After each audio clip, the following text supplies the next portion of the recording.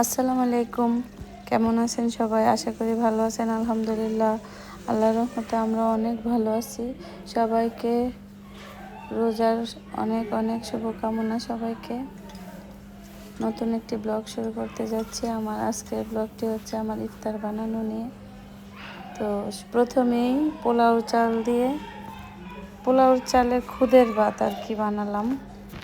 তারপরে হচ্ছে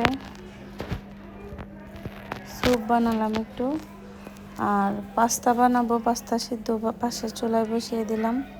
এভাবেই রান্নার প্রস্তুতি চলছে। আর হচ্ছে আমাদের গ্যাস থাকে না, গ্যাস আমাদের অনেক বেশি সমস্যা দিচ্ছে। মানে যখন তখন চলে যায়, এটার কোনো নিয়ম শৃঙ্খলা নাই। যখন মন চায় আসে, যখন মন চায় চলে যায়। এই যে এখানে যখন বানালাম পাস্তা, অর্ধেক রেডি করার পরে আমার গ্যাস একদমই চলে গেছে। পরে আমরা চুপ করে বসে যেগুলো বানানো হয়েছে সেগুলো রেডি করলাম, গিয়ে জুস টুস দিয়ে, তারপরে ফ্রুটস এগুলো দিয়ে রেডি করলাম। বসে রইলাম গ্যাসের অপেক্ষা। পরে গ্যাস আসলো, তারপর আসলাম আবার বানাতে। এইভাবেই আমাদের রোজার দিনগুলো কাটতেছে।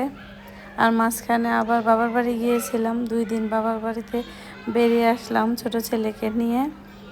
আর এখানে হচ্ছে আমার পাস্তা রেডি। আর গলার ভয়েসের অবস্থা অনেক খারাপ। মেয়ে কোল্ড কফি বানিয়েছিল, তো গলা বসে গেছে আর কি। এভাবে চলছে।